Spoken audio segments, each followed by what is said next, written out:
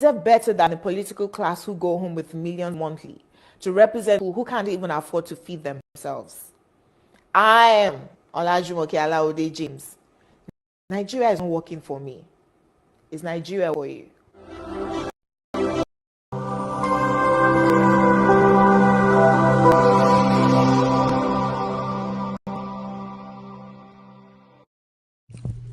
IPOB, one family. Biafrans all over the world. If we want security for our people, then let's continue to support Eastern Security Network. All donations are welcome. No contribution is too small or too large.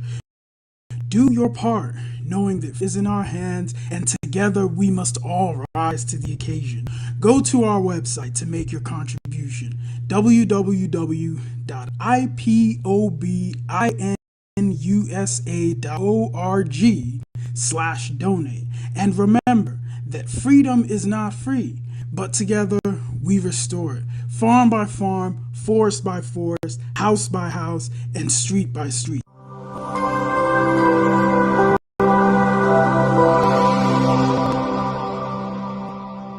But there is one thing I want all of us to understand this very evening.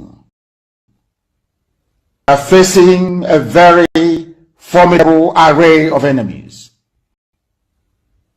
both external and within. And we are going to overcome each and every one of these obstacles. That I can assure you. That they may know that the God we worship is an invisible God, not a God that was wrought by the hands of men. For we do not worship idols, and we can never ever worship idols. It's impossible. This very family, this IPOB, belongs to the Most High. CHUKWU, and that is how it's going to be until Biafra comes and beyond. I want to place it on record that our enemies are intensifying their attack against us from every corner. I am not saying this lamentation or complaint. I am only trying to prepare our people for what is to come. You are being prepared for what is to come. The time has come to separate the chaff from the wheat itself. Our march is very, very near. The enemies are trembling, they are quaking, they are doing all they can to try to stop us. But they have failed very woefully, and they will continue to fail.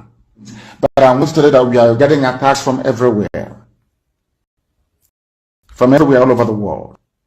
And very soon, they will buy over some of you. Some of you, they will buy some of you over. The spirit of Obabiasika and Ifajuna are still in some of you. When the time comes, they'll buy you over. I'm doing this program tonight to ask all of you to be strong. I am doing it to remind you, not that if they succeed in buying you over, you're not going to stop what we're doing. You can't. Not in a you cannot. Not in a trillion years. But I need you to appreciate one very simple fact. That at the end of the race, everybody will testify that indeed CHUKWU ABIAMA, the same God of Israel, of Abraham, Isaac, and Jacob, the same God of Ehiri in Aguleri, the same God of Umweri, the same God of Ora-Eri, the same God of Owe-Eri, the same God of Arochukwu, not to be nobody, the true God, one true God. You will know that indeed, not only is he omnipotent, that same God is the owner of this very agitation. No human being can stop it. We have enemies, and we need to be careful, within and without. Very, very careful. The next 2 weeks will be very pivotal. Next 2 weeks will be very, very important in the life of in this very mission that we have embarked upon. The devil will do everything, and you are going to watch spectacular how we are going to destroy and shame the enemy. That at the end, glory and adoration will belong to God and not to man. Now let just go and tell you what is happening that some of you do not understand. I want those of you who are hardcore, those who we are chosen before you were born. There were some people who were chosen before they were born to agitate for Biafra restoration. This is a message for you. From their mother's womb, they were born to do this very work. You must be very, very strong. Because Biafra will open the eyes of black people all over the world. Because Biafra will mean that blacks from America, blacks from the Caribbean, from Southern America, they will all flood into Africa. It will be like the time that Yeshua was born. Biafra is like a light, a beacon. They will follow it. They will say, let us go and see what is happening there. That is what these neo-colonialists do not want. They don't want Biafra to come. I am telling our so they understand. The mountain, I didn't say what mountain, the mountains in front of us that we need to overcome. And for us to overcome it, we need to be very strong mentally, mental strength. Just like when you're doing anything in life, and it appears as if you are being buffeted from everywhere. That is the time that you no longer rely on willpower or your muscles. You go to your brain to endure and to persevere and to keep going until you overcome. That is the stage we are in right now. To make sure that our brain is in gear to confront everything the Janjaweed has to throw at us. We don't have money. Their budget is over $20 billion to fight us. They can bribe Facebook. They can buy them off. They can do anything they like. They can come to some of you and bribe you off. They can promise you what you've never had before. They give you maybe a house in Dubai. They can promise you a vehicle. They can tell you, oh, we'll make you vice president. They can promise you anything to make sure that you're like them. But this very hardcore is not going to move. And I will tell you why we can't move.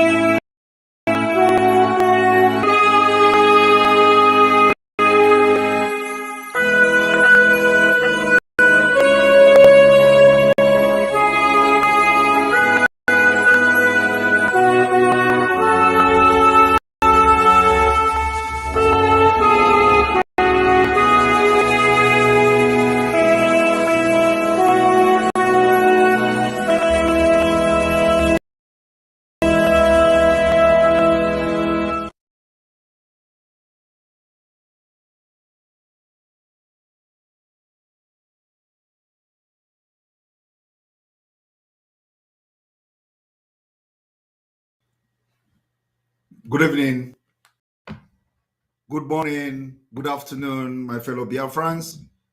Biafra all over the world, you are watching live and direct on Enter Biafra Channel 1 and Channel 2, live and direct on Voice of Biafra, Biafra land, including our state, which is also part of Biafra.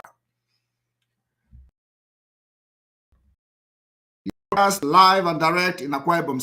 We will be expecting the River State Voice of Biafra very soon. And of course, we'll be expecting other Voice of Biafra across Biafra land. And very soon, we are going to cover the entire Biafra territory with the radio FM Voice of Biafra 97.5. I thank you all this evening from my location here. And I want to inform Biafra people that we are marching forward. I want you to understand that it is your responsibility to be part of those who will secure the future of your unborn generation. I want you to understand at no point in time will you succumb to threat from both the state actors, those ignorant non-entities who come with all threat, thinking that with threat you are going to derail and you are going to succumb to their threat. Also to understand that no amount of military siege in Biafra land will make you to derail. I want you to understand that you must stand very firm and stand very strong as we are entering the final stage of Biafra freedom. Freedom are things that come from the platter of gold. Fight for freedom is dirty. Freedom is something that many people will stake their life to make others gain their freedom and the future of their nations secure. That's exactly what we have chosen to do. That's exactly what the Biafra people are doing. That's what the pilot of IPOB, under the leadership of Mazi Nnamdi Kanu, in his absence, we have decided to be doing. The part we have so far will be the part that is going to lead us to Biafra in 2023. I have come this evening as a Biafran, as a spokesperson for the indigenous people of Biafra and the Biafra people, to explain some of the roadmap. I would say to explain one of the roadmap, how Biafra will be restored and how we are going to achieve our independence in 2023. There are some of the things I'm not going to make open, but I'm just going to tell you one of the strategy, which is no election in brand. That's something you are going to know today. You are going to know at least very little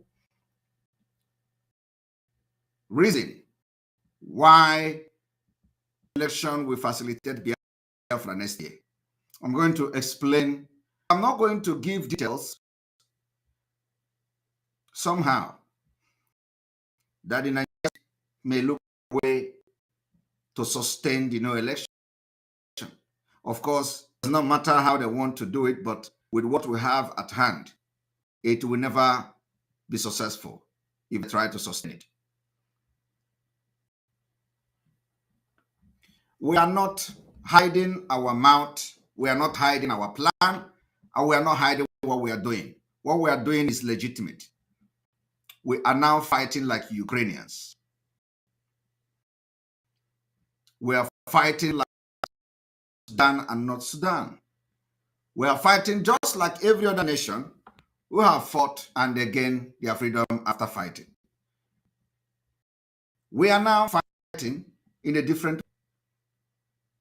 I want to inform some of you today who do not understand what is going on, that the Biafra war did not end in 1970. After the physical and gun war and the bomb war that ended in 1970, Nigeria adopted a new systematic war against Biafra. Of course, some people will say everybody is being marginalized. Some people will say the Biafra people are being marginalized. And we have come to inform them from is not because of marginalization. It's because when you talk to them, they tell you it is not only Biafrans that are being marginalized, that every tribe is marginalized and complaining in Nigeria.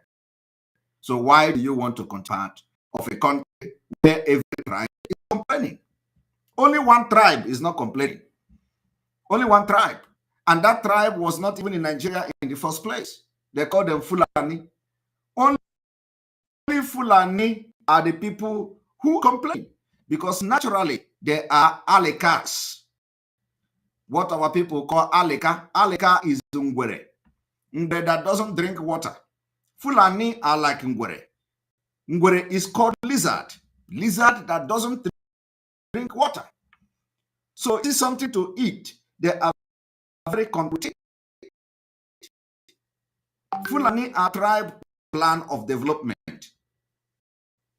So the only people complaining in Nigeria because their job is not for them to become anything water.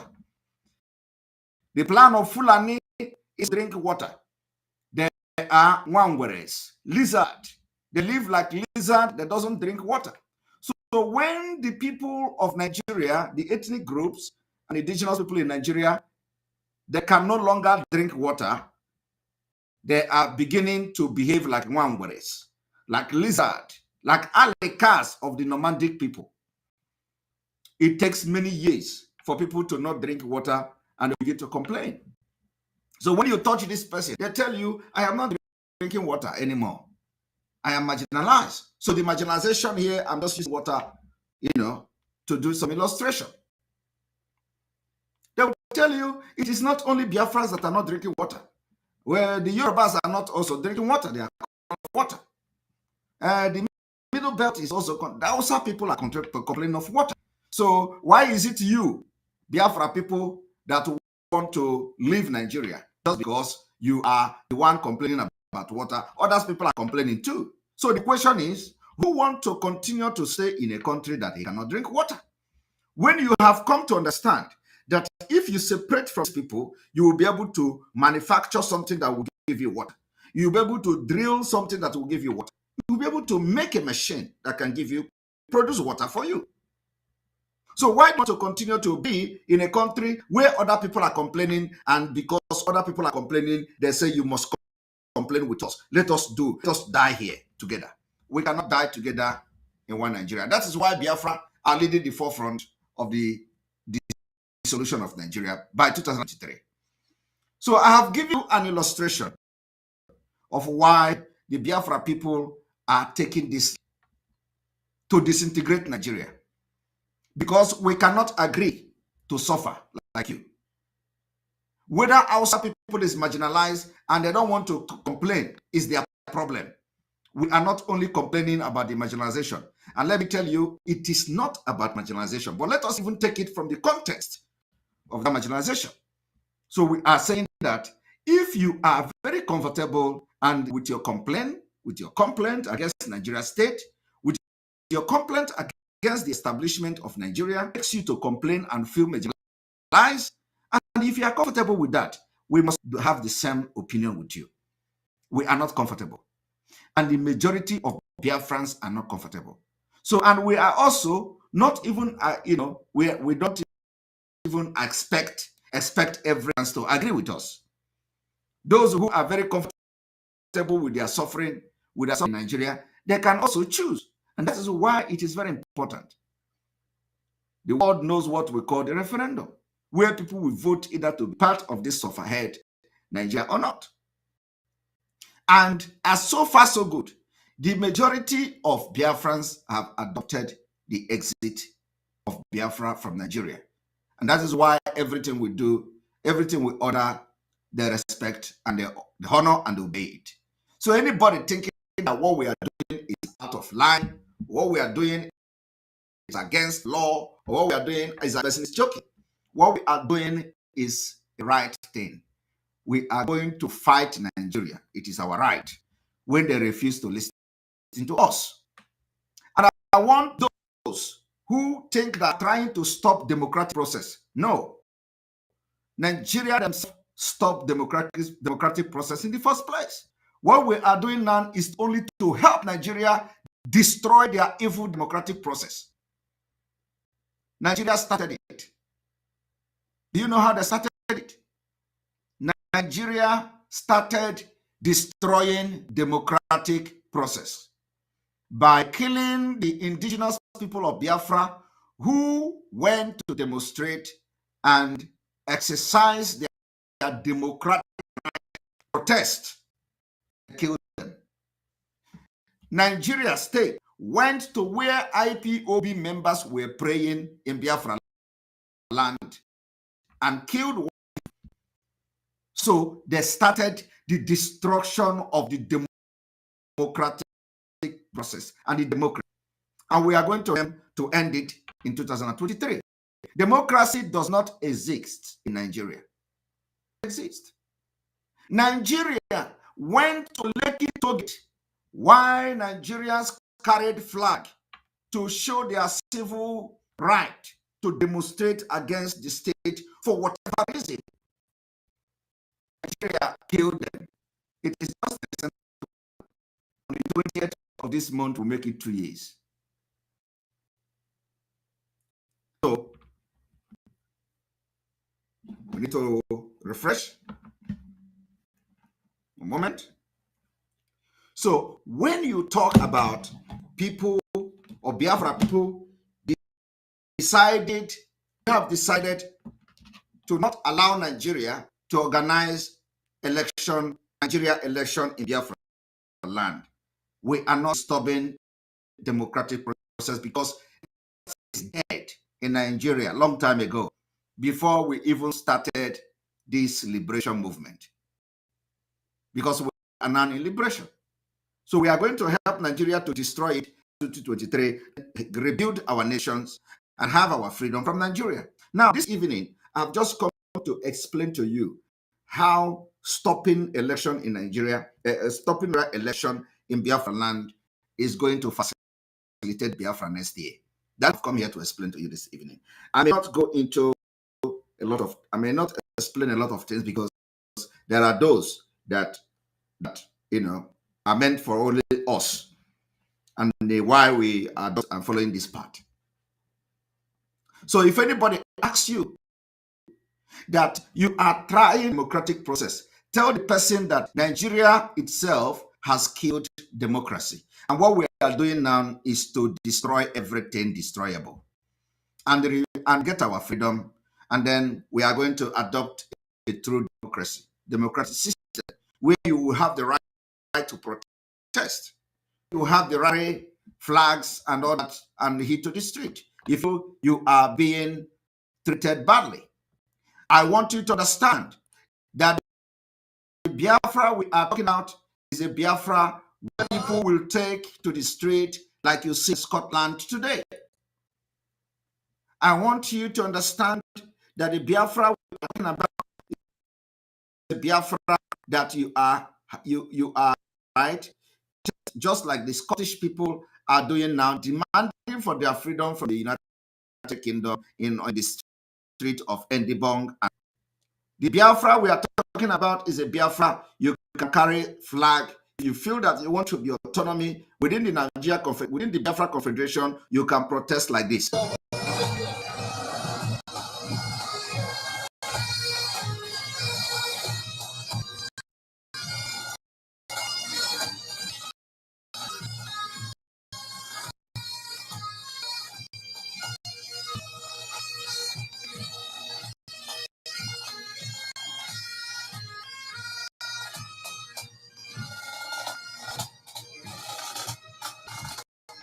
You're looking at the Scottish people.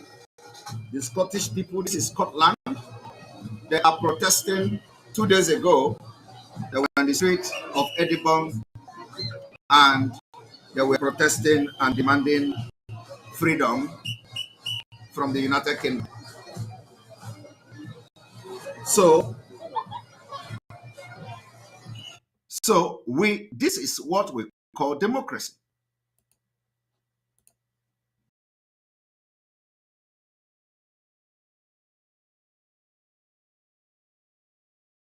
That is what democracy.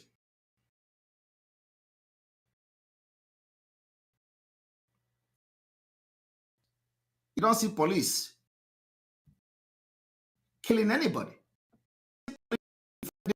Them and kill them. So you do not expect them to carry arms like the Biafra people are now carrying arms to defend themselves because they are being killed. Now, when you come to Nigeria, I want to first of all give you example why we are going to stop Nigeria from exercising any democratic process in Biafra territory. I want to make it clear today that Biafra people will stop Nigeria exercising any democratic process in Biafra land. This is what they did to Biafra people who did not carry arms. They only went to pray, and the Nigeria state came there and did all of them. Here, we will bring you evidence to see the difference between democratic and non-democratic government. Its own way of dealing with peaceful gatherings it doesn't like. Peaceful gathering.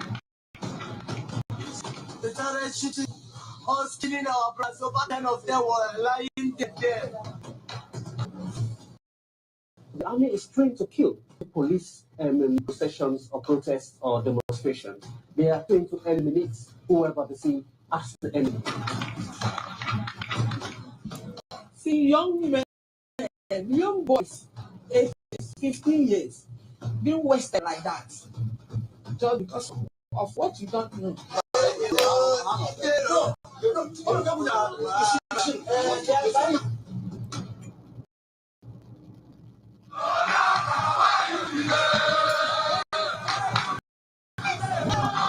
The day began with a gathering of people who want to create an independent country in the southeast of Nigeria, what was once known as Biafra.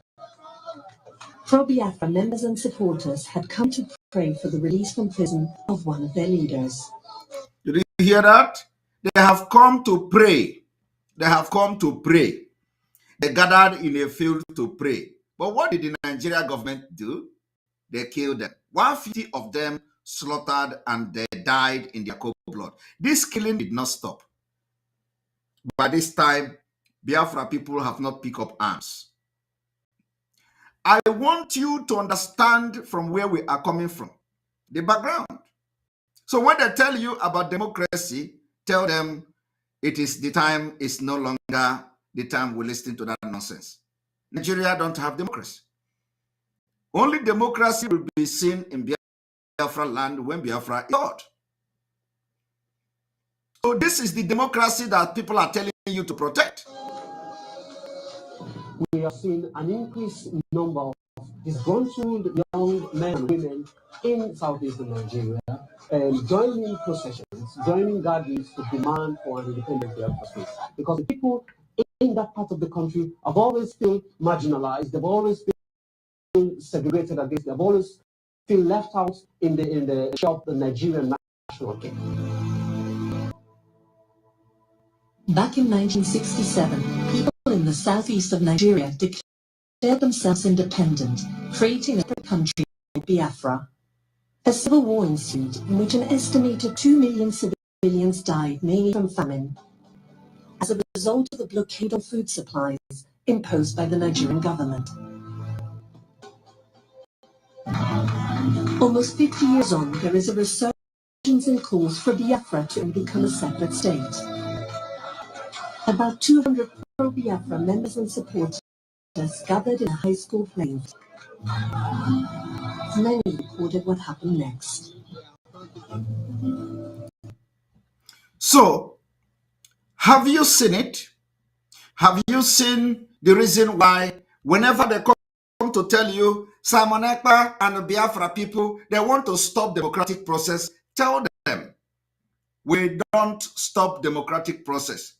Where I am, there is democracy. And I participate in democratic process where we live. I participate in election here. And I am a lover and an advocate of democracy. But in Nigeria, there is no democracy. So who says we are trying to disrupt the democratic process? Now, I want you to look at what is democratic process again for the second time.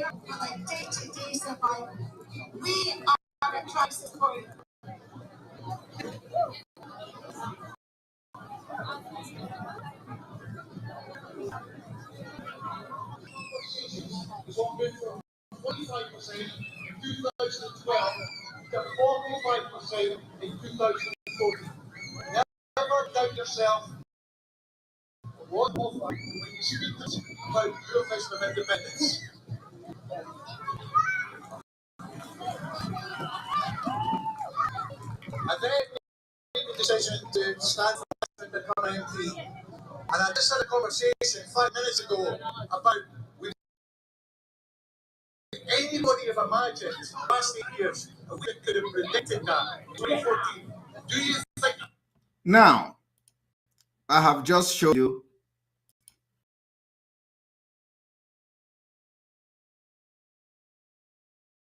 have seen Nigeria, how they killed us. And they have seen the United Kingdom, Scotland, demonstration just 2 days ago, demand independence from the United Kingdom. Nobody is being killed. Nobody carry arms.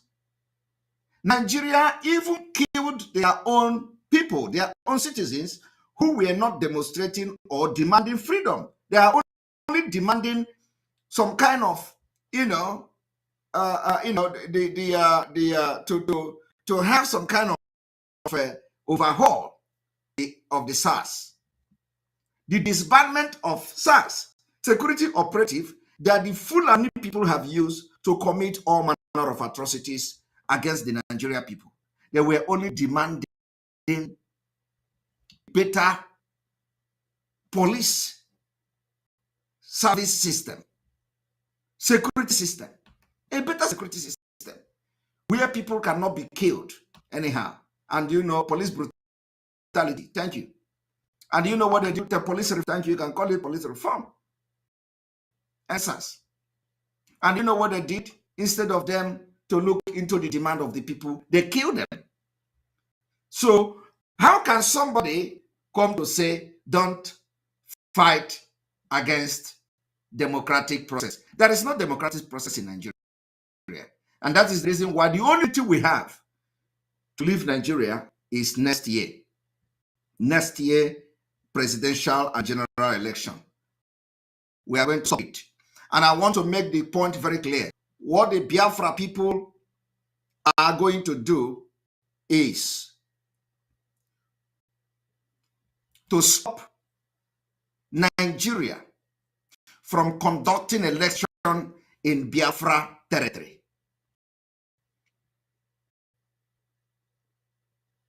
We are going to stop Nigeria from conducting in Biafra land. And in any place that is Biafra, we will make sure we stop Nigeria from conducting election there. That is our target, by force. We are going to use force to stop it. And let me tell you, it is the resolve of Biafra people. One of the weapons we have now is the election. And let me tell you how it is going to work. I'm going to give you a very brief, before we go into Asaba massacre, I'm going to give you a brief how it is going to work. Like, we have been able to establish that Nigeria is not a democratic country. So do not come to tell us how we are planning and trying to stop democratic process. There is no democratic process in Nigeria. We have been able to prove that to you. Number two, by the time we succeed in stopping the democratic process or the voting in Biafra land, in Biafra territory, two things is going to happen. One, before I explaining these two things that is going to happen, let me give the background of why the stopping election, conducting election in Biafra land is very important. For you to be a president of Nigeria, according to the law that doesn't exist, for you to be a president in Nigeria, you must win 25% of 24 states, including our. And I want you people to know how, because they know the time is coming when Biafra will stop election in Nigeria. I'm telling you. So you know what they did? They said for you to be in Nigeria, you must win 24 states with at least 25% of the vote.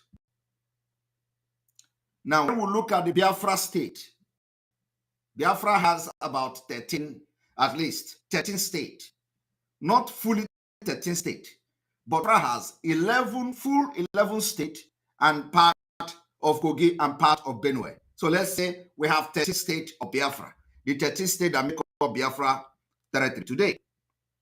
When we take the part of Benue, part of Kogi, part of Edo state, we have 30 states. Like, let me also say this. It is not a must that everybody within this 13 state will be part of Biafra. It is not a must. If you don't want to be part of Biafra, we will let you go. And I know that when the opportunity for referendum comes, we are going to vote. So if you don't want to be part of Biafra, no problem. Go and handle your own way. We don't have problem with that. But it is going to be vote. It's not one-man decision. So those in those areas will vote also, whether they want to be part of Biafra or not. So we are not yet, discussing about the disagreement within ourselves, whether this one wants to be part of Biafra or not, because when that time comes, we're going to open the floor, and people are going to decide through a democratic process that never existed in Nigeria. So we don't have issue. So when they come with distraction, Akwa Ibom is not Biafra, Calabar don't want to be part of Biafra, all those nonsense, we are not easy. Because when we get to that bridge, you are going to know actually the Calabar people will talk whether they are part of Biafra or not. When we go to that bridge, Akwa Ibom people will talk whether they are Biafra or not. So we are not there yet. And we are not listening to gossips. Now, and let me also tell you that during the time that we are going to have a referendum where the Calabar people, Akwa Ibom people, and the other people will vote, have a massive awareness for them to actually understand what it means to be part of Biafra and not to be part of Biafra. We're going to have that grassroots awareness, massive awareness. for that, for just the referendum alone. It is going to be a campaign. So when we have that, we'll be able, the people will be able to know, what is best for them. Is it to be part of Biafra, or is it to have the state, which we are not going to kick against, because everybody wants to be free. Okay, if you are not comfortable with us, you can go your way. We don't care. Nancy Harbour, thank you very much for your super chat. We appreciate you.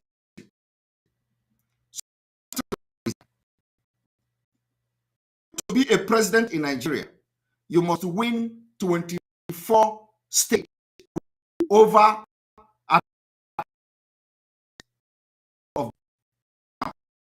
it's now when it comes to the election for president, and it is for state. He said, okay, they didn't say zone.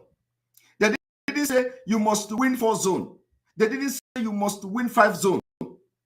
They said 24 states. I want you to understand how Fulani have restructured Nigeria, and you idiots don't know. Not Biafra, but those Nigeria idiots, they don't know. So when they want to talk about the percentage of the election, they didn't remember that it's zoning. They remember that in Nigeria, you have 6 political zones. They now calculated it to state. And it is because of that reason the Biafra land have the least state in Nigeria. The south of Biafra have 6 states. The southeast of Biafra have 5 states. So combine it together, you have 11 states. Now, this 11 states from the south, from the southeast. Now you bring the middle belt, Benue part, and the part of Biafra. So if you minus 11 states from that of the federation, how many does it give you? If you minus 11 states from 36, can we have how many states? I'll give you 25 states, 25. So 5 states. So what does this mean? What it means is that without Biafra land, you can still produce president. But it is not. What they are is that without Biafra territory, without southeast and without south, you can still produce president. But you know what? It is not. Plus FCT. Yes, thank you. Plus the Abuja is 37 plus Abuja. So if you minus 11 from 36, it will give you 25.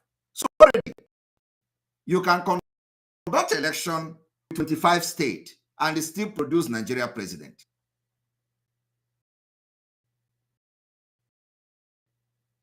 Do you understand? That to be possible, the president whoever to the election must win at least 25% of the entire 24 states, which is not possible. It is not possible because the people in Yoruba land not give 25% of the vote, in all states of Yoruba land to Fulani. The same thing happens to the north. The northern people, Fulani, cannot give 25% of every vote, every state to the Tinubu from the Yoruba land. Thank you very much. 26. So it is not possible. And let's even take it that it is not possible. And then also we'll come to look at it from the context possible. So if it is not possible to get a Yoruba man 25% of vote in the entire 24 remaining states, minus the Biafra territory, if it is possible, how will the politician in the state of Biafra react to that? Are they going to accept it? Of course, you know what the answer is. They will never accept it. Never accept it, because it's going to be a combination of both the opposition and the ruling party and the other political parties that are involved in the southeast and the south-south that made up Biafra land. So the politicians in this state who are now loggerhead against each other will never accept it. So now putting them by force into the struggle for Biafra. I want you people to understand the strategy we want to use.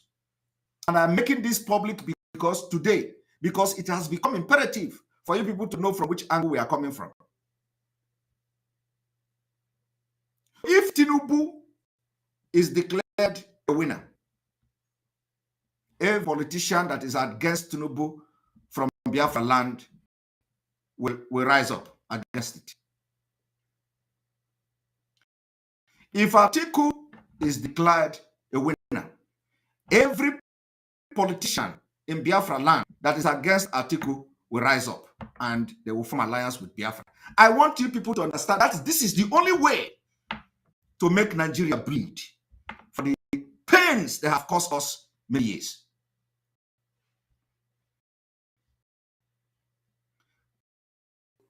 Whichever way we are inside. And if at the end of the day, they decided to vote without the Biafra territory, and nobody is able to win 24% of the state with at least 25% vote among this contestant or among this aspirant, that is an outright crisis. And from that crisis, nation will emerge. And I'm only giving you this illustration from the Biafrans alone, from the context and the perspective of a Biafran. I have not even analyzed the Yoruba nation activities, not analyzed the Middle Belt from Governor Otom, Benue. I have not analyzed Kaduna crisis. I have not analyzed Jos crisis. I have not analyzed indigenous Hausa perspective. I am only giving you now only Biafra perspective. And you, by the time the indigenous people in other parts of Nigeria hear how resolute Biafra stood against election, they are going to also rise up. And that is an extra. If they don't rise up, we are still winning. And if they rise up, it facilitates it even more. And I want you to understand, as it stands today, nobody is happy with Nigeria. All the things they do is patch. And they are only looking for opportunity to take the thing by themselves. And that opportunity will be created by Biafra people under the leadership of Mazi Nandano. And IPOB autopilot will instigate it.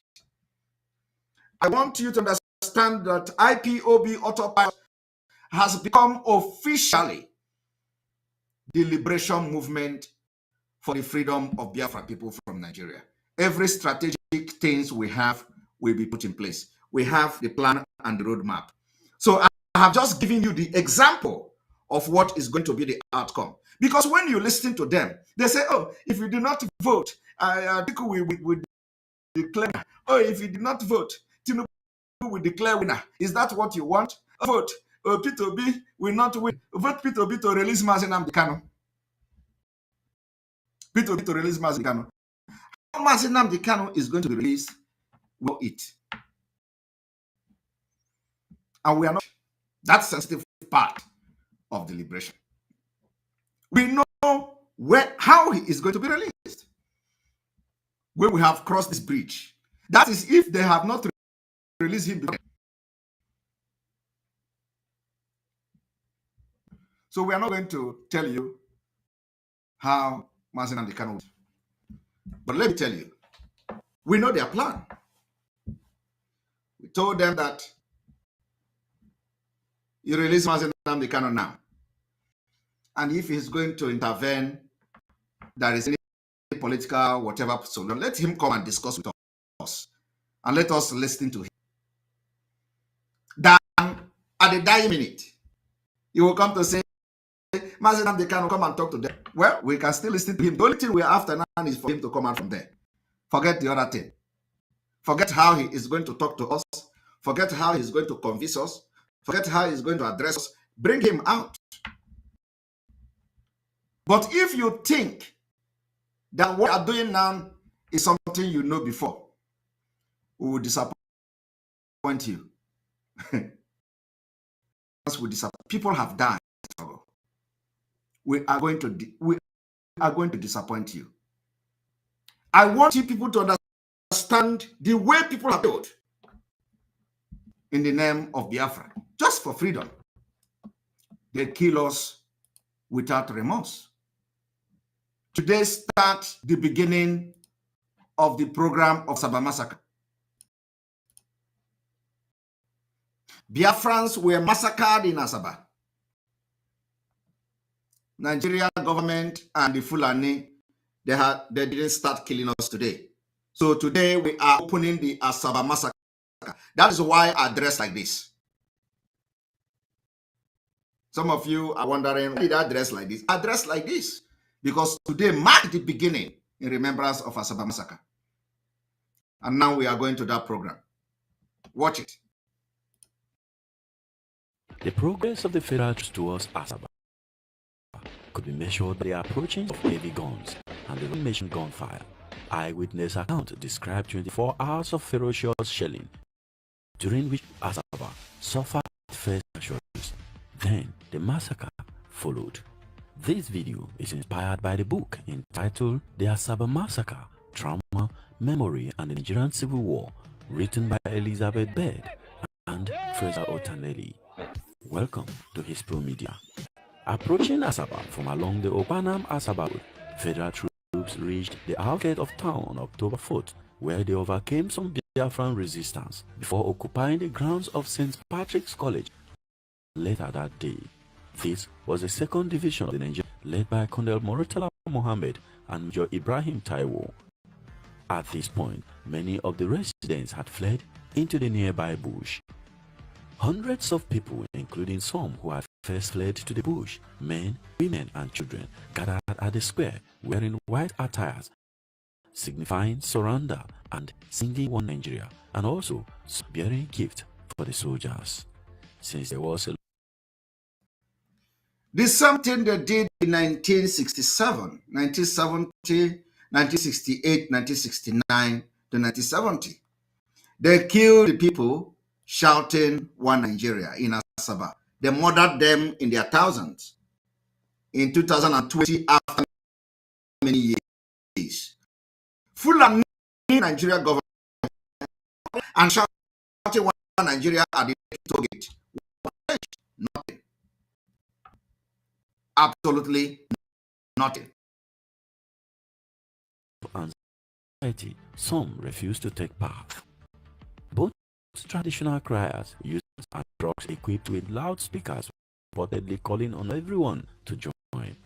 The chief information officer from Benin City, an Asaba man named Frederick Conway, was aboard one of these vans. Since he was where the sight of him allayed the fears of many residents who then came out in their numbers.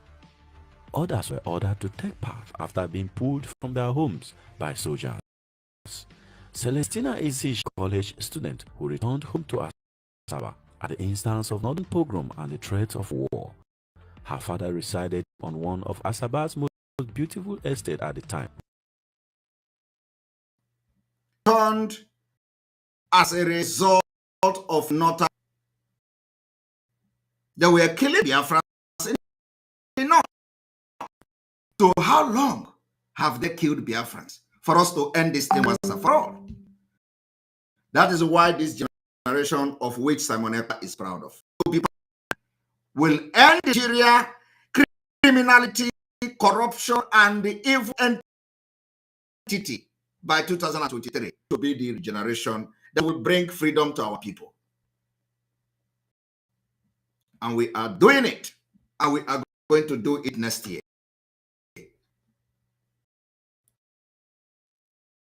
Which was made of a large house and a number of outings.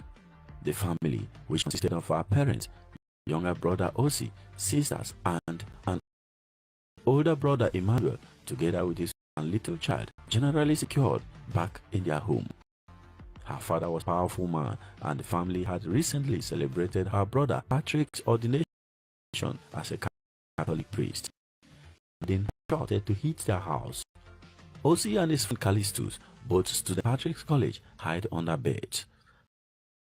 However, when the soldiers arrived at the compound, all hell broke loose. Osi and his friend ran out of hiding and were accused of being Biafran soldiers, one after the other, as they approached a gathering of women who were on a forced dance outside the gate of the compound. About 4,000 residents took part and were led by elders from the community.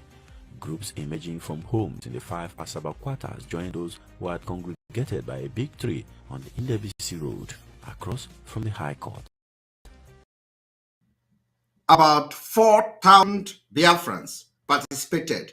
What does this mean? What it means is that on that fateful day, over 4,000 Biafrans were massacred in Asaba. That is what we are remembering from today. We are going to run this program on Asaba massacre today, tomorrow, and then on the 7th of June, we're going to have a good start in time.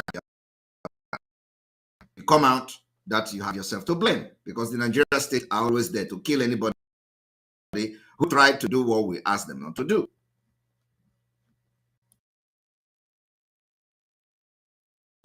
St. Patrick's College student Christopher Ekpa, who had already witnessed a friend from school die, was waiting anxiously in his home. After some time, the crowd at Ndebisi Road started dancing and singing "One Nigeria, One Nigeria, One Nigeria." Along the major Ndebisi Road, the crowd passed the Catholic Church of St. Joseph. Hope that this act of kindness would calm the troops was immediately dashed. As Ekpa narrated, federal forces flanked them to prevent from escaping, and other witnesses claimed they would also select men at random and have them killed in front of the crowd, as they did with Osi, Isiche, and his friend Kali. Did you hear that? As far back as when this massacre took place, they were selecting men in their random and killed them. This thing is going on today. That is why we said Biafra war did not end. Today, they are abducting our people from military checkpoint. They are abducting our young men from police checkpoint. They are killing them. Does that suggest that the war have ended? No. What led to the NSAS protest? The people that paid the big price for NSAS were also Biafrans. They abduct anybody that is riding a nice car. They abduct any Biafran that have lap. They kill them from checkpoint. Does that, and is that happening in the north? The answer is no. Do they even have military checkpoint in the north? The answer is no. Do they abduct Fulani people in the north, young men? The answer is no. But in the Biafra land, they are abducting a banned military checkpoint and police checkpoint in the entire Biafra territory. We are in liberation phase. And the Biafra people have arms to fight for their freedom and for self-defense. This is where we are now.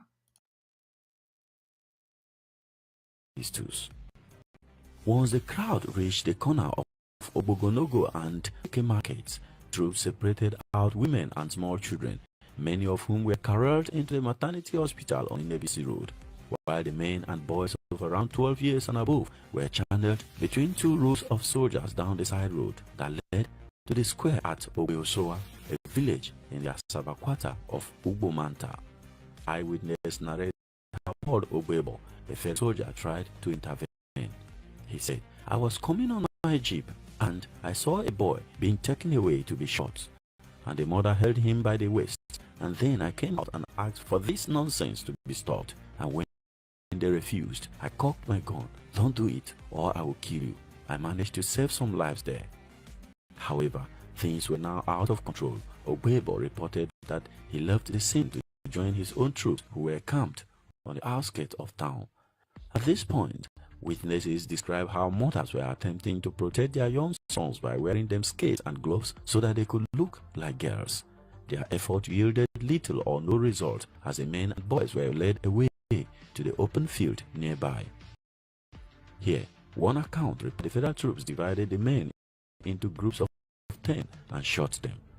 Tired of killing their victims this way, they readied a truck-mounted machine gun and started shooting at the crowd of men. One survivor narrated as follows. When we got there, they said we should now stop. As we stopped there, they now surrounded us, sat us down, they started whipping us. The next thing we saw, the officer spoke in Hausa. I was born in the north, so I heard what he said. He said they should take us 10 by 10 and start firing us. I said we are finished. Some people say they are just trying to threaten us. That officer now picked out somebody from the meet, shot him, picked out another, shot him. Then people were praying. They don't know what they did. Another witness narrates as follows. 20 of our men were selected and lined up in front of us and told as follows. Today I be your God. Me first. God gave you life. I go take up. 2 minutes time, you go die. 2 minutes afterwards, 20 men were shot. Another 20 were, and the same ritual followed. 15-year-old Ife Uriah, who had joined the parade with his father and 3 elder brothers, Paul, Emmanuel, and Medua, described what happened. Some people broke loose and tried to run away. He was holding me by the hand. He released me and pushed me further into the crowd. They shot my brother in the back. He fell down and I saw blood coming out of his body. And then the rest of us just on top of each other, and they continued shooting and shooting and shooting. I don't know how long it took. After some time, I stood up. My body was covered in blood, but I knew that I was safe. My father was lying not far away. His eyes were open, but he was dead. Exactly how many died in this single incident is unclear. Around 700 to 800 seems likely, in addition to many who had died in the previous days. The shooting continued for hours until darkness was dispersed. Survivors, including Israel, lay still under the heap of bodies for a long time. It was safe to wriggle out and run into the nearby. Ife Uriah and his cousin could later run to their grandmother's house, where they found his sisters and 3 younger brothers. He told them their father and 3 older brothers were dead. Later he learned that Medua had survived, gravely wounded, and had been carried to the bush by his friend. Community elders Michael Ugo and Leo Okobu were among a large number of the leading age grades to die, either dead or in hiding. It was left to women and children to attempt to retrieve the bodies of their fathers, brothers, husbands, other relatives, and then drag them back to their compounds for burial. Joseph Unwaje, who had returned with family from Ibadan, had escaped into the bush from the family compound after watching the earlier execution of his uncle George, a prominent civil servant. When he returned a few days later, he learned of the death of his 2 brothers, aged 12 and 17, in the mass shooting. He narrates as follows. Mom told me that in the evening hours of the 7th of October, she had to go look for their corpses at the mass place where they were shot. Most victims, however, were dumped in mass graves or thrown into the Niger River. Few people had any opportunity to conduct requisite burial practices, and affronts that is deeply resented to this day. When it was safe to move about, Frank E.J., a local Red Cross worker, enlisted surviving men to dig horrid, shallow graves wherever they found bodies around the town. Esther Unwanze recalled how wives went searching for their husbands, dragging them home if they could find them. Some dragged before they reached their homes. More people began to trickle back into town. It became urgent to dig mass graves for the many unclaimed bodies. Who oversaw the massacre at Asaba? At the Justice Oputa panel that heard testimonies about brutality against different groups and marginalization of different sections of the country, General IBM Haruna, retired, claimed that he ordered the massacre and had no apology. I, as a combatant commander of the troops, as a witness in this box, testifying and on behalf of the soldiers who fought the civil war, they fought it in the principle of preserving the Nigerian Federation. I have no apologies for maintaining the Federation of Nigeria. Did you hear that? He fought it in the principle of maintaining the Nigeria Federation. The Federation is all about federation, all about Nigeria. It is not about human beings. It is not about the life of the citizen. It is not about the life of people. It is about preserving the nation. Who are they preserving the nation for? The British government. The British business money. Are they preserving the nation that you are going to have a good life? Are they preserving the nation that today, in 2022, you are going to be traveling visa-free to the world? Did they preserve Nigeria that by today, you will have electricity? Did they preserve Nigeria by today, you are going to have good road? Did they preserve Nigeria to kill our people that today you have hospital? Did they preserve Nigeria that your life will be better in Nigeria? No, the answer to all these things is no. Every evil leader, every evil military leader, every evil person in Nigeria supporting Nigeria is doing it for their own personal interest and interest of the British, not your interest. And that is why we are needing a nation that will fight for the interest of the citizen, will fight for our own interests and not the interest of anybody. That is why we are ending it next year. And you can be part of this. Otherwise, you will shout, had I known. Because after the restoration of Biafra, we are going to revisit the people that supported the Biafra movement and those of you who decided to sabotage the movement. We are going to have a plan what to do.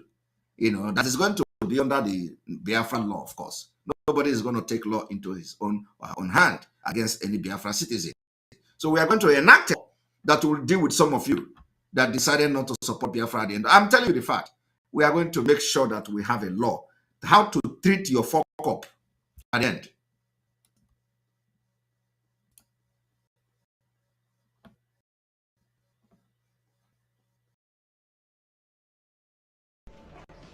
That was my task. If my commander-in-chief, who was in command, gave me command, which I carried out with troops, if he now feels to apologize, and he has apologized, it is in his own wisdom to do so. However, some historians contended that Haruna was not in Asaba in 1967. They argued that he took over from Murtala Muhammad as the commanding officer of the second division in 1968. But why was Asaba the target of the federal troops, and particularly Colonel Murtala Muhammad or even ABIAMA?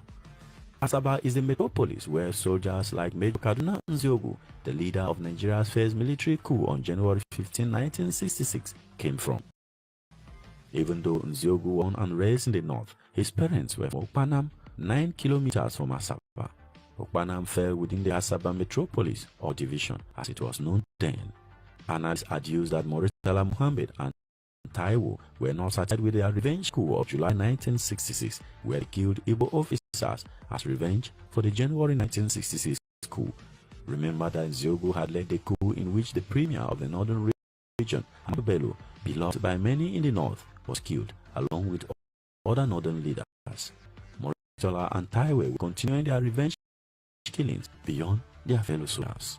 This could have been the reason behind the massacre at Asaba. Click the video here for more on the battles to reclaim the Midwest and to capture Nsukka. Remember to smash the like button on this video. Subscribe to his. Our call is strength. We are on autopilot, I can show you. And the precipitator collapse of the zoo is inevitable. Absolutely inevitable. Our call is strength. We are on autopilot, I cannot show you. And the precipitator collapse of the zoo is inevitable. Absolutely autopilot. Water is the code. IPOB autopilot worldwide. Water is the code. IPOB autopiloted movement for the Biafra. Water is the code. IPOB auto-piloted movement for the liberation of the Biafra Republic and the Confederation. Water is the code.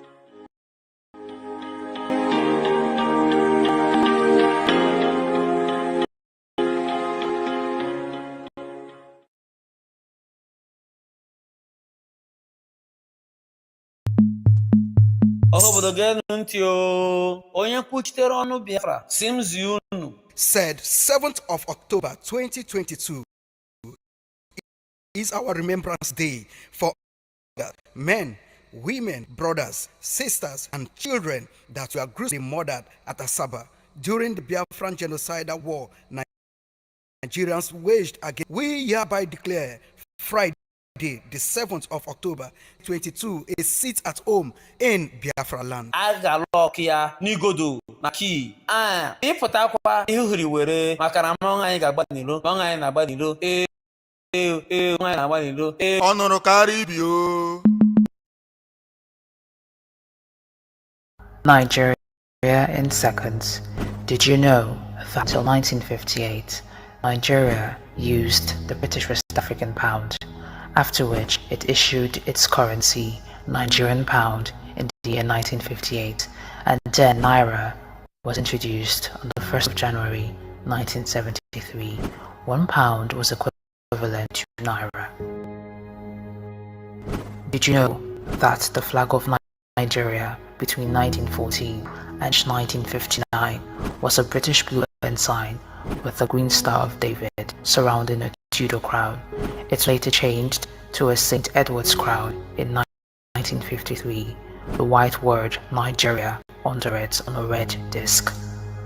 The colonial flag of Nigeria was adopted in 1914 following the amalgamation of southern Nigeria and northern Nigeria. The crest on the flag was also used on the flag of the Governor General of Nigeria. Was not universally accepted. Some Nigerians, including Fela Kuti, refused to salute the flag, despite it being dated in schools. In 1956, some Muslim Nigerians burnt the Nigerian blue ensign at Mecca, Saudi Arabia, because of the Jewish Star of David on it. In 1959, before the Nigerian independence, a competition to design a new flag held, with Taiwo Akinkomi designing the new flag of Nigeria, which replaced the blue ensign in 1960. Nigeria in seconds. Nigeria in seconds. Did you know that until 1958, Nigeria used the British West African pound, after which it issued its currency, Nigerian pound, in the year 1958, and then Naira was introduced on the 1st of January 1973. 1 pound was equivalent to 2 Naira. Did you know that the flag of Nigeria between 1914 and 1959 was a British blue ensign with a green Star of David surrounded in a Tudor crown? It was later changed to a St. Edward's crown in 1953 with the white word Nigeria under it on a red disc. The colonial flag of Nigeria was adopted in 1914 following the amalgamation of southern Nigeria and northern Nigeria. The crest on the flag was also used on the flag of the Governor General of Nigeria. The flag was not universally accepted. Some native Nigerians, including Fela Kuti, refused to salute the flag, despite it being mandated in schools. In 1956, some Muslim Nigerians burnt the Nigerian blue ensign at Mecca, Saudi Arabia, because of the Jewish Star of David on it. In 1959, before Nigerian independence, a competition to design a new flag was held, with Taiwo Akinkomi designing the new flag of Nigeria, which replaced the blue ensign in 1960. Nigeria in seconds. All right, you're welcome back. We are going to take calls, because this is just the beginning. The first day of this remembrance of Asaba massacre started today. So we're going to run this program today, tomorrow, and then the next tomorrow, which is on the 7th of October, and on Friday, we're going to end with a sit at home. Sit at home is going to be, and we want to use this opportunity to call the people in Asaba to respect the people that have paid with their life. Asaba people, we call on the government of Delta State, who is now running to become a vice president in Nigeria, to know that the people where he is governor now has been killed, their cold blood, in thousands. So we are expecting a complete ghost town in Delta State. The Asaba, of course, to be precise. We have told you people the reason why we are not, very keen to what is happening out there in the other side of the Biafra territory, because of the thing that is best known to us. We know the kind of seed that the Fulani planted in them, and that is why the voice of Biafra is now going. We go from one state to another until we cover the entire south part of Biafra, and then we are expecting that to happen as soon as possible. So we still need sponsors of the voice of Biafra to take some of the state as we go forward. We need Cross River, Bayelsa, which state again, and Calabar, and all of them. We need those. In fact, in those places, we need to have the voice of Biafra, at least the mother of the voice of Biafra, before we begin to now have the smaller extension of the voice of Biafra. Welcome to the program. Good evening.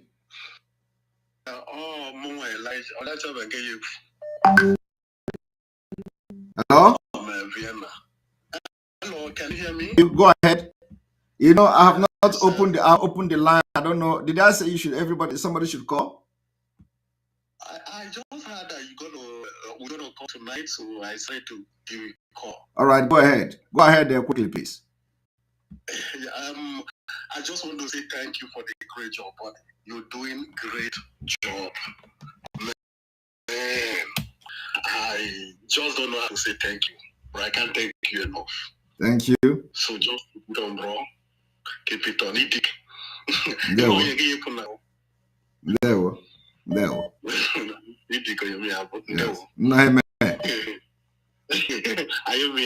All right, thank you. Thank you. Okay, now. Thank you. All right. This one, are you there? I'm here. Go ahead. This one, you didn't even have the phone to on. You are calling. You know, I'm part of the monetary spirit. You are part of the monetary spirit. Yes. All right, go ahead. You know, say you are the man who shake the world, shake the YouTube. The man who shake YouTube. Yeah, the only man who shake YouTube. The only man who shake YouTube. Yes, my attention was drawn to your area. Say, who is this? It's like when somebody say in Jesus' name, the host of heaven will look down and say, who is this? So YouTube noticed that I am live. The whole world noticed that you were alive. The power that be, the principalities and powers. Yes. They noticed that you were alive. So a very important person was actually watching the was yesterday. Yeah, the second, you know what? The second richest man in the world started listening program through after the argument, would you test or not test? You know, they say there's a man controlling this Biafran call. So anytime you come on live, they always listen. Because many people, some friends here, and when you tell them about Biafra, they go Google, they start Googling it to know about it. So things is happening. That's why you remember, you say something you tell us about Twitter. I don't know, maybe you forget. Yes. And we are announcing that everybody should go to Twitter. Everybody. I want to I will make a special announcement on that. I think probably tomorrow. Everybody should go to Twitter, and want to see every agitating group, both our media, both our listeners, both our supporters. We need to go to the Twitter and make sure we engage the U.S. Secretary of State, Anthony Blinken. We are going to make sure we don't give until he understands that by next year, water will be on Nigeria. Water is, so that by the time they will hear the water, they will know that we have called them on Twitter. We go to Twitter and make sure that the Secretary of course, if he make tweet, I don't know whether he make tweet at all, but if he make tweet, I don't think anybody follows it, that something is happening with Twitter handle. To let him know that his shenanigan is not going to work, and we are going to give water next year, so that by the time it is happening, he will know. Under the agreement that the bribe he collected from Zoo government that made him to remove their name from people that are killing Christians. Yes. So that is why he's still serving under that agreement, and those are the bribe they collected. That is it. But as it stands, like as it is, I love what you said, and which is truth. But the other people don't understand you. If you take to make any friends with enemy of the world, we are willing to do that to make sure BIAFRA comes. Somebody said, if I have listened, if reporter Mazi Dikano has relied on political solutions. Is Sahara reporter our spokesperson? Is Sahara reporter part of our communication and all that? When this Sahara reporter become the people that or the media that speak to us, we're listening to nonsense. Sahara reporter is a Nigeria, so he cannot tell us what our leader. They know what to do. If they say Mazina Bikan has relied on political solution, he should come out and tell us. It's a joke. I think that's a joke. Okay. See, we give them from the November ending. If they don't release our leader, even when they listen, we will not listen to him again. When we get to that bridge, we'll cross it. Our leader will come out and all right, thank you very much. Thank you. All right, you're welcome to the program.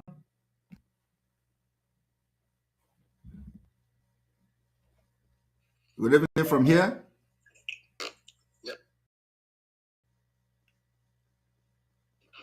Hello. Hello. Good evening from here. The line is going off. Hello. Hello, Mazi. Onyeka speaking, sir. Yes. Sir. I'm all right. Welcome to the program. Yeah. Thank you, the Great Dragon. So, thank you so very much for all you have been doing. More grace to your elbow, sir. More grace. You're welcome. There's something I want to say something I experienced for, so we can look into it. Okay. All right. Just be fast, please. A lot of people are calling and their call are going on. Okay. Listen, you know, as one of the people who experience what it takes as a Biafran or Igbo man to be in one Nigeria. You see, my experience, anybody who experiences it can never go against Biafra restoration. You see, I got to know that there are some radio has established and journalists, especially to fabricate never happened stories just to demonize the Igbo people. That one is a part. Okay, there are also some people who are infiltrated blood, 100% Fulani people who grew up in our land, that in police, the army, they are there to cause internal division. When you go to take somebody who his name is bearing Igbo person, you go and speak Igbo to that person because of that it will too harsh on you. When you go back speaking for North, we leave you. You will say, Igbo people are too wicked. They don't know themselves. They just want to make you to feel that you cannot, Biafra restoration cannot be okay. You know, all those things. That one is a part. I want to tell us again, those who have their children some others, how they're being destroyed by this Fulani, giving them drug. After they have taken drug, addicted to it, they cannot service it. They will be going to the small girls. They will be going to them to because of the drug. They cannot service it because only them can give them the drug. So they are using this method to destroy our little girls and boys. You know, the same way the politicians are doing to the youths. When they give them drug, they will be addicted to it. So the youth will group to them, doing whatever they want them to do. So in as much they will be giving them the drug. I want us to look into this. This is ongoing right now in area. You see, is dominated in the state. Precisely, there's a place that called Ondo State. I'm saying, when you go there, you see what these people are doing to people. The same in Imo State. Any difference together. I think I'm meant to look into this. Our small girls, people are destroying them. If we fail to respond in the BIAFRA next year, a lot has gone wrong, and we don't need to wait more. We don't need to wait more. Thank you. All right, thank you very much. Thank you very much. Of course, welcome to the program. Hello. Yes, sir, brother. I'm calling from Lagos. Is it fine, brother? You're welcome to the program. All these people calling from Nigeria, your network is bad. You're welcome to the program. Again, this one went off. Oh my goodness. Hello.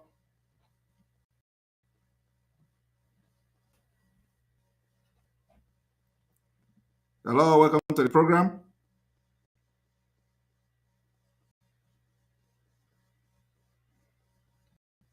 Hello, welcome to the program. Hello.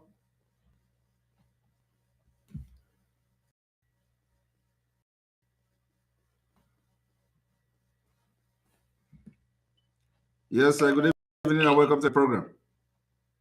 Yeah, thank you very much. Thank you, Mouse. Thank you for everything. Right now, this is where you are going to face the biggest challenge in this liberation. And I will say this is part of what the Kanu prophesied when he said there are a lot of mountain climb. And the way you navigate now is going to really be very important in getting Biafra. I was going to talk about the right talk that came from Sahara reporters. They actually said it came from Ozoheme. It's not. It is not. I've just seen it. Let us not misquote them. They say the right report is the Kome right Buhari seek political solution. It is not different from what we have been hearing. You understand? So it is not. There is nothing new here. Political solution has been in the discussion in the table from the beginning. So what is different here? Exactly. What I just want to say there is based on what you said earlier is where they can't Biafra anything. It has to go to Afaruko. Of course. Of course. Of course. Anything that he will say. Now there we standing. Now. Yes, we know exactly what I know. I raised this point in the phone. I said something to have a plan, and I am happy that you actually raised it earlier in your broadcast. Yes. Talked about the fact that if they must release the account now, let them release it. Yes. Because I see what they are planning to do. Close to the election, like few weeks to the election, they will release it to cause instability. In form of somebody who has not been around, and we know they may not be getting the right information. You want to know before you jump into something that is not known. There will be no time to make that decision. Yes. And that's what they are planning to do. To be aware of that. Yeah, of course, we are aware of these things. So let him come out first. That is all we know. We want just to see him to come out. And then we can begin to talk about discussion. Thank you. Yeah, thank you very much. All right, welcome to the program. Good evening, sir.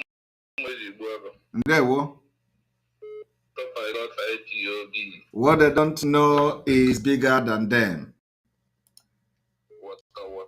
our code, not changing. That is the code, and I change here. Yes, Simon, I am from Bayern, Chino, Sunday. Okay. I wanted to call you, but being Simon, busy career, sometimes I don't the more they would have something to go. I want to hear you in Sri for Southeast where the business of when they are Nigeria, Maria, and many Papa. So I want to think someone they can need to have one or one governing one and the latest happening now on your own head. But I don't know, man. The South governors not contribute to a group. Want to hear that nonsense of any Southeast governor that contribute to ego? If a governor not contribute to ego, he contribute to ego to do what? To do something like what? He contribute to ego. Nobody should come here and tell me about Southeast governor contributing money. All right, welcome to the program. Mr. Bola. Yes, go ahead, go ahead, go ahead. There is no network here. I don't know. Again.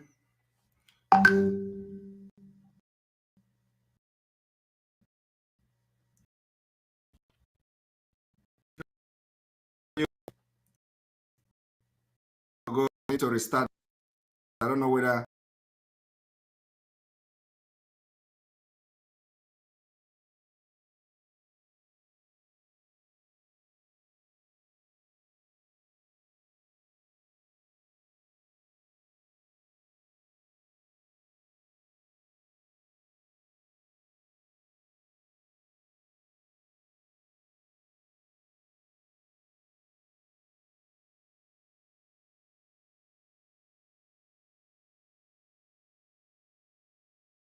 Putting Scared. women clothes to their Yes, to their yes, I know. I heard it.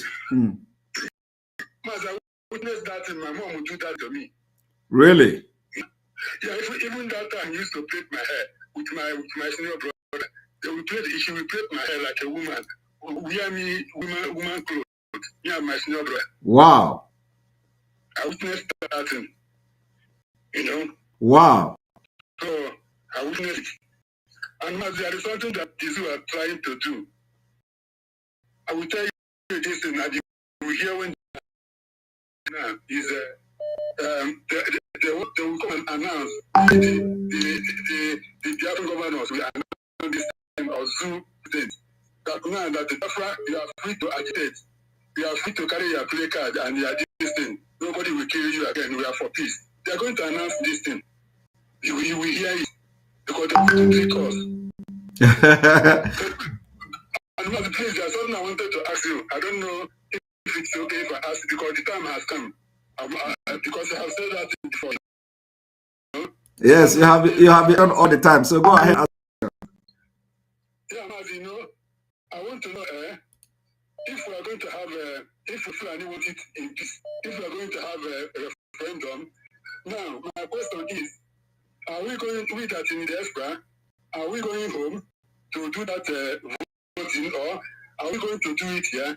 Then if we are going to do it here, what of our children that is from 18 years old that have European citizenship in America, are they going to participate? Then if they're going to do it here, is it not time for us? Because you always say that there's no time. Is it not this time now that the Biafra in exile, we go to work? If it depends on to do donation, because we don't want to take on away. So I'm trying to ask this question to know if there's anything. Because as you have said that we don't have time any longer. That's why I'm asking this question. I think Biafra government in exile is they're already doing something, running something on that. So that is not a problem. What we, in fact, if we get information of a referendum, we just need 1 month to have that exercise, and of course we're going to make our stand known. You know, Biafrans in diaspora have to vote. In fact, our vote is the most important vote. You know, so the Biafrans in diaspora have to vote, and we have to adopt the electronic system of voting. So it is something. When we get to it, we're going to cross it. It doesn't. Vote is vote, and there is nobody is going to. Only maybe 1% will vote against Biafra. Well, you know, maybe 1%, which is normal. So, which is normal. Can I ask another one question? Go ahead.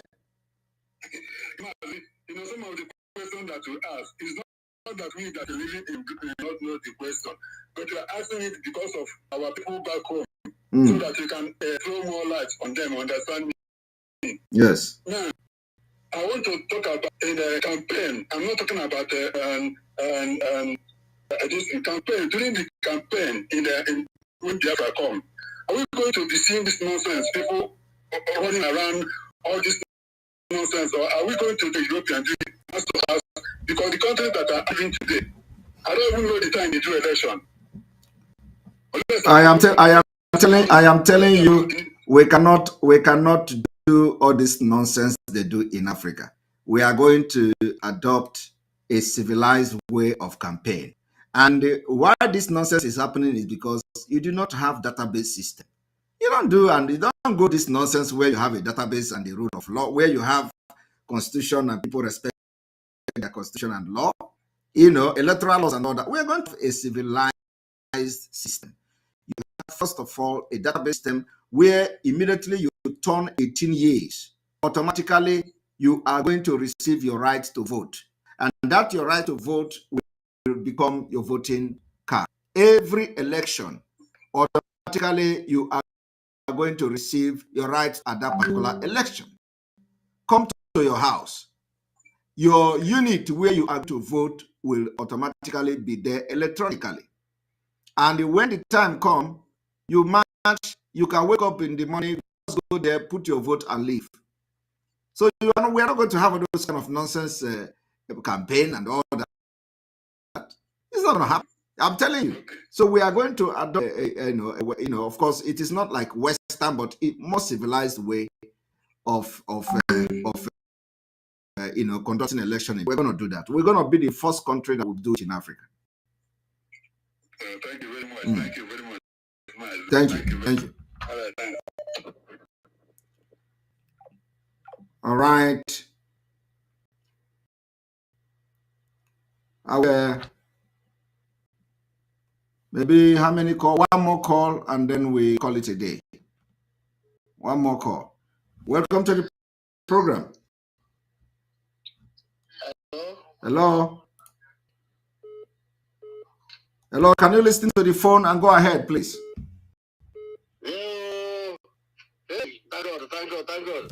My man, my chairman, my speaker. Yes, so I am a member of Autopilot IPOB. I'm speaking from Italy. There, well, welcome. I do call you Mark Anthony of Biafra.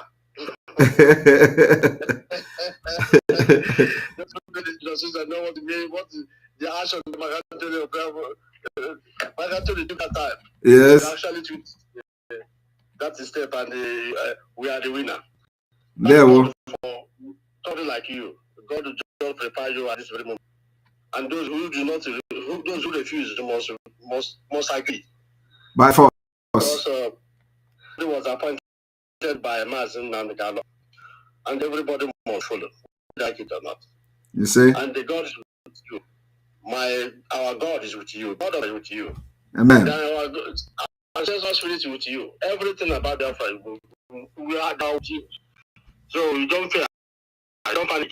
Continue. We are happy about somebody like you moving this time where everybody find themselves.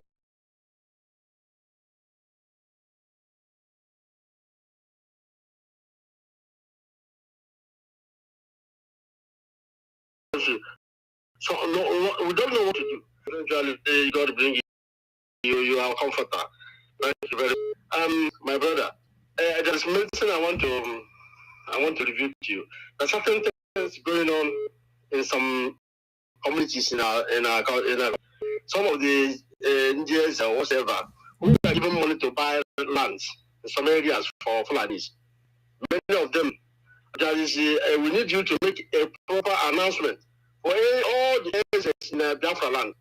Anyone that is trying to adopt the Fulanis or buy land for their for Ruga or whatever must never and will never try it in any other places. And no security. There will no any community will be forming security now. Every security must be only ESN which operate in Biafra land, because they are all planning different kinds of evil ways in order to hunt our God made ESN. Thank you very much. Thank you. Continue. What you are doing is good for us. We're all happy. Thank you very much. Thank you very much. Thank you, my brother. Thank you very much. Thank you. I'm blessed all the day. Thank you. I'm blessed our members of the autopiloters. Thank you. Thank you. Because we are walking the same spirit. Exactly. Thank you, Lord. Thank Thank you. you, my brother. All right. We're going to call it a day. The broadcast here will continue tomorrow. And I want you people to understand that the time has come, and we will continue to make this broadcast. If you did not go through today, try again tomorrow, and we are going to be live again tomorrow to continue the program on Asaba Massacre, and then proceeding to the 7th day of October, which is going to be the sit at home and the ghost town, a remembrance of the people that were massacred in Asaba. I say, may God bless you. God bless Biafra. May God bless Mazin and Dikano. May God bless on the Igbo. May God bless Oduduwa people. May God bless Biafra people. May God bless the Middle Belt. God bless all of you. May God bless Umuada and their husband. May God bless our media team. May God bless all the financial donors for this. May God bless all of you. From here, from me, is good evening.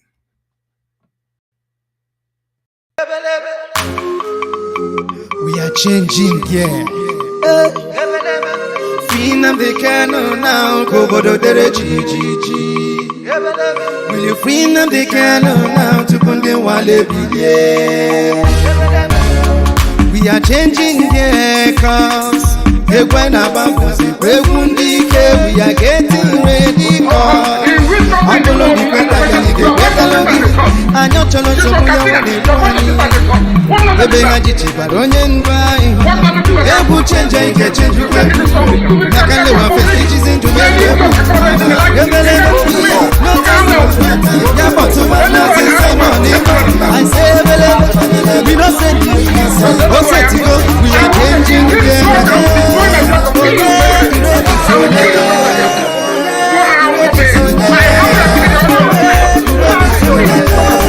are changing, I ain't a choice when the world be okay. I ain't a chop when the name is Ike. I ain't a autumn the world be kume. Cause right now we are changing. I ain't a kwado makifeke melile. Mazenam de kano sina haga bialili. Mbalenu kahaline jizina kagani. Cause right now we are changing. No time for Yabotuba Mazi Simon Iba. I say we don't send you. Oh, set to go. We are changing. Oh yeah, you ready? Oh yeah, you ready? Oh yeah, you ready? We are changing. Make we support to ESN.